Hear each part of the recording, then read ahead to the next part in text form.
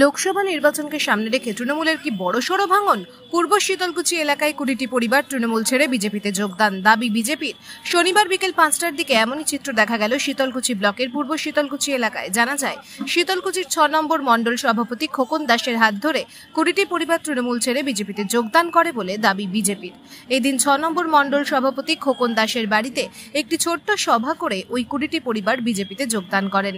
জানান, তৃণমূল বিভিন্নভাবে ধোঁকা দিয়েছে, সেজন্য তারা তৃণমূল ছেড়ে বিজেপিতে যোগদান করলেন। এই বিষয়ে শীতলকুচি ব্লক তৃণমূল কংগ্রেস সভাপতি তপন কুমার গুহ জানান, বিজেপির এসব নাটক ছাড়া অন্য কিছুই নয়। নিজেদের কর্মীদের হাতে তাদের দলীয় পতাকা তুলে দিয়ে নাটক করছে বিজেপি। কোনো তৃণমূল কর্মী বিজেপিতে যোগদান করেনি। Bureau report, SLK news. 20টি পরিবার 100 জনের মতন তৃণমূল ছেড়ে আমাদের বিজেপিতে যোগদান করলো।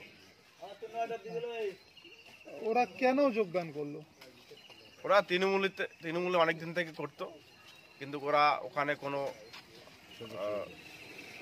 শান্তি পায় নাই এবং দলে কোনো যোগ্য মর্যাদা পায় নাই, সেই জন্য আজকে আমাদের দলে ওরা যোগদান করলো। কোন কোন জায়গা থেকে তারা যোগদান করলো? এরা কাঁসাপাড়া আছে, তারপরে কাশিয়াবাড়ি আছে, এই 2 বুথ থেকে যোগদান করলো। সামনেই তো লোকসভা নির্বাচন, কতটা প্রভাব বিস্তার করতে পারবেন? এতে আমরা খুবই আশাবাদী এবং অনেকটা আমাদের প্রভাবও পড়বে, কারণ সংখ্যালঘু যেহেতু আমাদের এখানে সংখ্যালঘু আমাদের দলে খুব কম। হ্যাঁ, এটা যোগদান করাতে আমরাও খুব খুশি হইলাম। এভাবে আমি আরও আশা করলাম সংখ্যালঘু যেগুলা আমাদের এখানে যে কয়টা অঞ্চল আছে, সেই অঞ্চল থেকে সংখ্যালঘু ভাইরা যেন আমাদের দলে যোগদান করে, এই আশাই আমি রাখবো। যে কটি পরিবার যোগ দিল সেই কটি সংখ্যালঘু? হ্যাঁ, যে 20টা পরিবার যোগ দিল সবাই সংখ্যালঘু। দেখুন, সংখ্যালঘু পরিবার বিজেপিতে যাবে এটা তো আমরা একদম বিশ্বাস করতে পারি না। তার কারণ সংখ্যালঘুরা ভালোভাবেই জানে বিজেপি তাদের সঙ্গে কি বিহেভ করে। আপনারা নিশ্চয়ই কয়েকদিন আগে মোবাইলে দেখেছেন, দিল্লির এক রাস্তায় কোনো একটা ধর্মীয় অনুষ্ঠান হচ্ছিল, সেখানে ধর্মীয় হিসাবে কিছু সংখ্যালঘু মানুষ রাস্তায় নামাজ পড়ছিল। সেখানে দিল্লি পুলিশ নামাজ পড়া অবস্থায় সেখানে পায়ের লাথি দিচ্ছে এক অফিসার। নিশ্চয়ই আপনারা সেটা দেখেছেন।